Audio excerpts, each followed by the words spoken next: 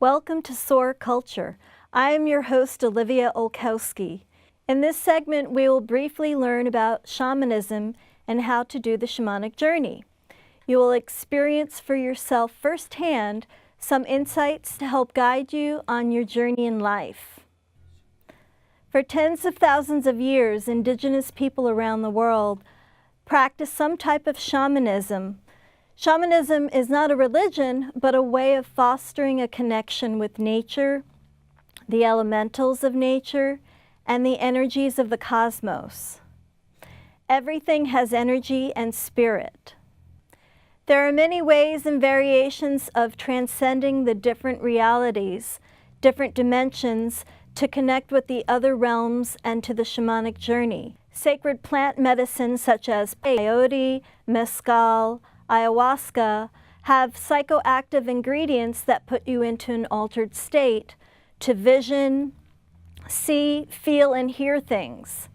Be careful to find a well-respected practitioner in the States or abroad if you're planning to do plant medicine. There is also sacred movement. The Sufis, they spin in one direction until the movement opens their inner vision and they hear and see things in the other realms. Hinduism has a great example of the use of sacred geometry within their sacred dances. Sacred geometrical patterns, including the eye movements and small gestures to open up sacred energies of the space. As a viewer, it opens doorways to your heart. There is sacred sound, drumming, rattling, chanting. And with the drum beat of 120 beats per minute, it puts your brain into an altered state to access the other realms. Your eyes will be fluttering in rapid eye movement, REM state, bridging both sides of the brain simultaneously. The role of the shaman, medicine man, or curandera is to bring balance within the community. One way to do this is through the shamanic visioning in the shamanic journey.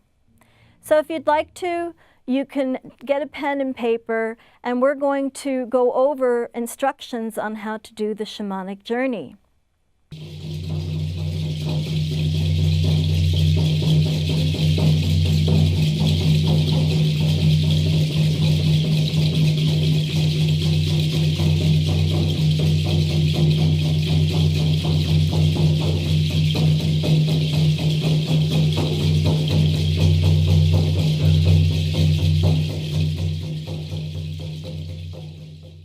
Welcome to the New York Open Center. The Open Center is actually the place where I started my shamanic journey nearly 20 years ago, studying feng shui, and since then I've been on the shamanic path of learning from Peruvian shamans, the Maya, and the Maori from New Zealand. Today's class is the shamanic journey, and we're going to learn how to access the lower world. Most shamanic traditions believe there are three worlds: the upper world, the middle world, and the lower world. And each of these realms you can obtain information, healing, you can go forward in time, backward in time. There are three parts to the journey with the drumming style, and there's a very fast drumming in the beginning, steady. And that is going to go for about 7 minutes. And then there'll be a point to indicate it's time to come back. It's called the callback, and it's much slower, and a 5 count a few times, like this.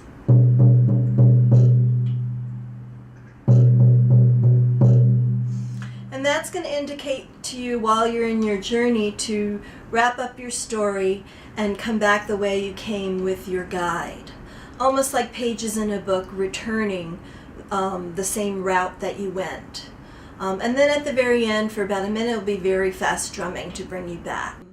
It'll be interesting to see our shares at the end of the day on how people's journey was, to see that within that 7-minute time, what new information can come forward, or healing. To do the shamanic journey, we want to bring ourselves somehow down into the earth for this one, for the lower world.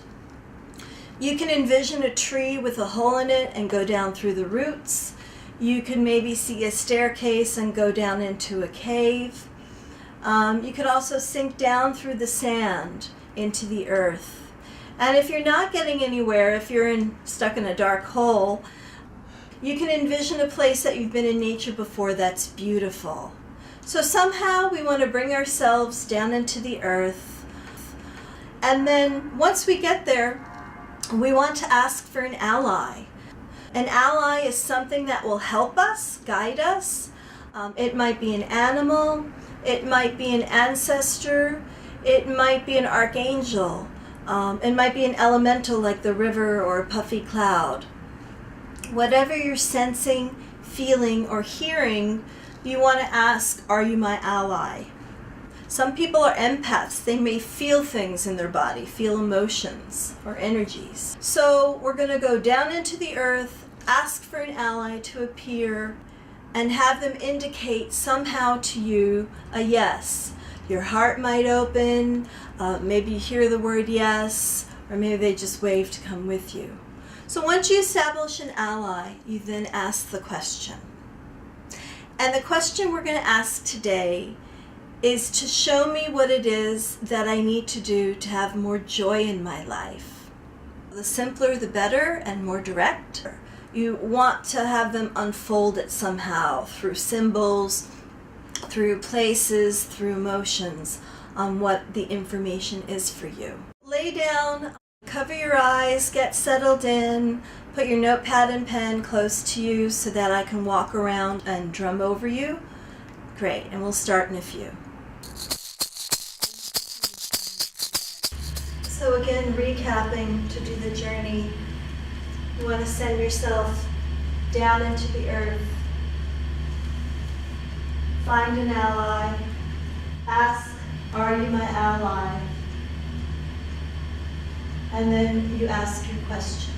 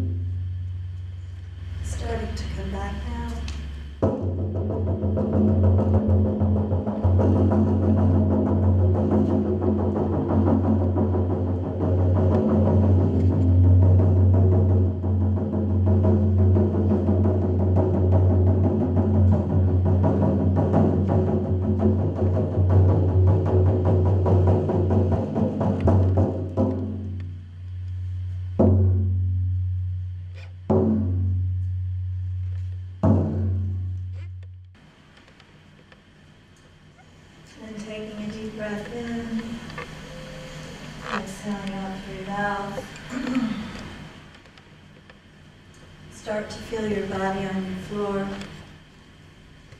Wiggle your toes a little bit to bring movement back in.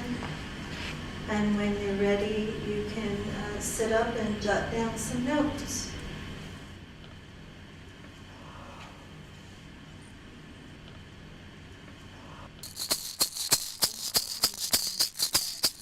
So almost immediately, it was as if you asked the question right before the drum played, and almost as if Wolf was like this, waiting for me.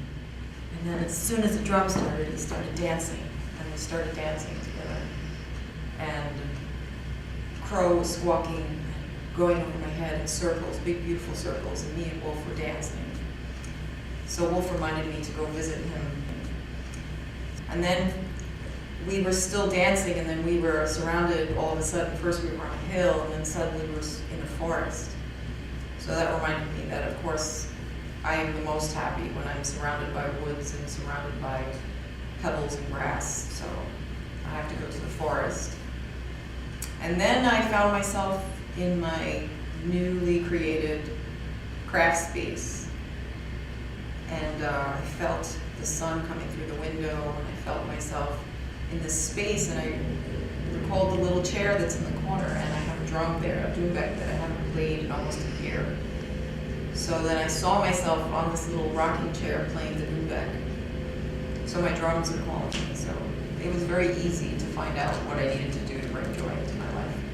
Thank you. And this time my guide was a tall guy, 6 foot, wearing a white silvery outfit with a white silvery headdress and big earrings.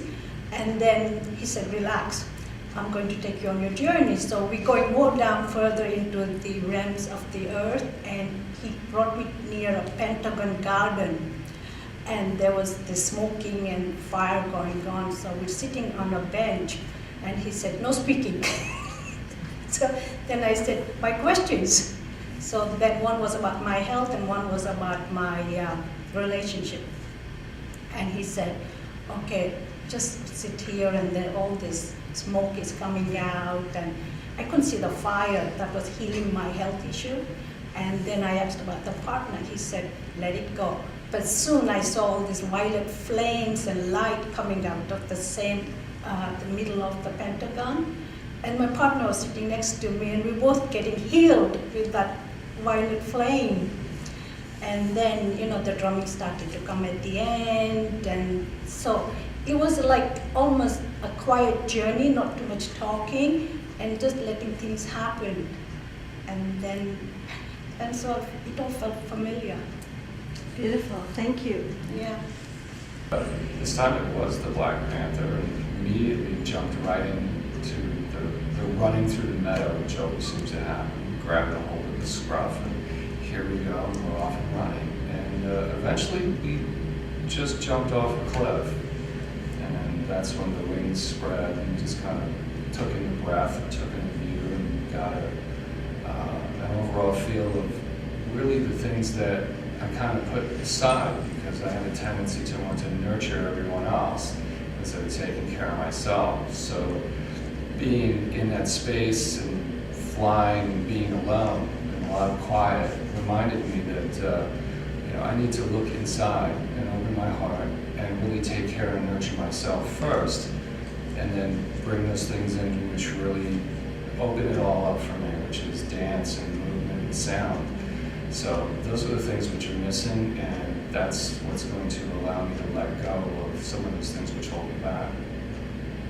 Prayer for us is maybe a little bit different than most people.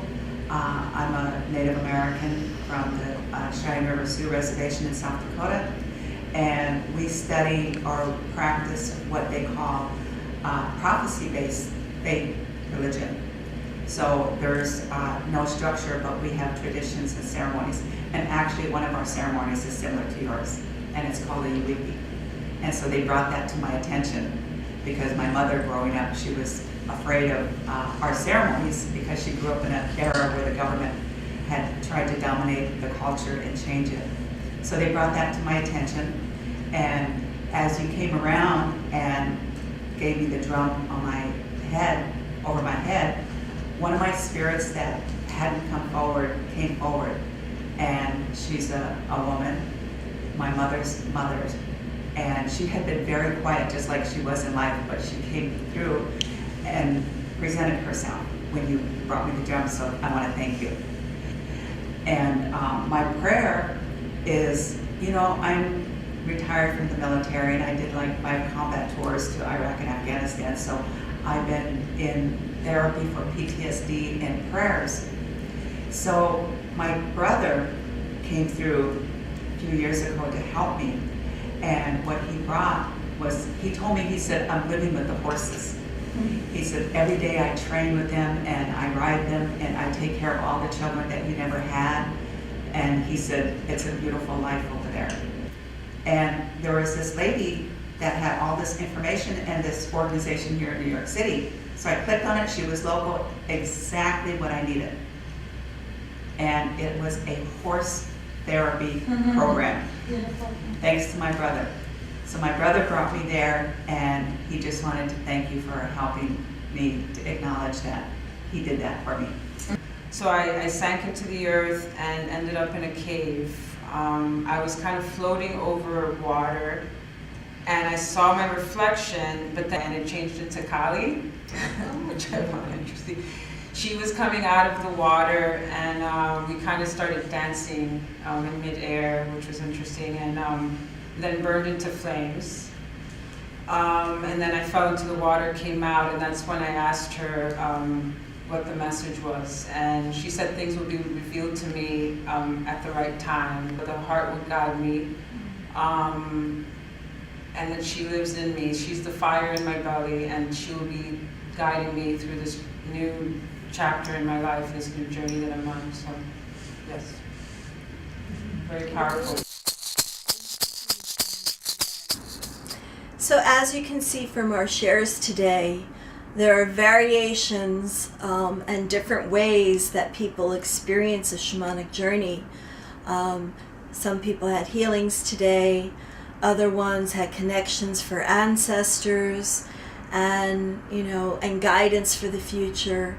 And take it all with a grain of salt. Don't be so etched into it. There's information now that has come up to our conscious mind, and to just kind of wait for something to happen that might make sense. Sometimes in your dream time, in the next few days, you might get the right answer. So now that we've opened a channel to your guides, don't be surprised if you're going to see tigers everywhere. Take notice of when you're thinking of something that, what is Spirit trying to tell you? For me, I live in New York City, and I work with hummingbird medicine, and a lot of times, I might be walking across town to the studio and thinking of something new to do or who I might need to contact. And then I'll see a hummingbird bumper sticker, and I'll know, oh, yes, that's right. It's indicating that it is correct for me to do whatever that thought was. So not only do we get to see Spirit in spirit world, they also come this dimension and see us. So I hope you enjoyed your time with us today, and I look forward to seeing you in the future. The power of Olivia's shamanic work and this type of medicine in general is that it reminds us that we always have divine guidance around and within us, and that we should always honor the spirits and the beauty that they have and the wisdom that we get from them. I find it very energetic, and I realize that healing is so close to you. When this energy is around you, you can just heal, and there are guidance around you, and you're just guided so fast that I couldn't even imagine. It's very powerful and healing, and it gives me great guidance and insight into deeper layers of myself that I might not be in tune with at specific times or moments in my life. So it's good to kind of like dig deep and then be able to move forward. Thank you for taking time to work on yourself. I hope you had some insightful happenings during your journey. You know, if it's your first time, maybe you saw colors. That can relate to the chakras in your body. If you saw a power animal, you can look online to research what that animal's power might be for you to work with on that topic. There's also ways that you can work deeper doing this medicine work to work on your shadows that are holding you back in life. Join us to explore ancient wisdom in the modern world. I'm your host, Olivia Olkowski. Until next time.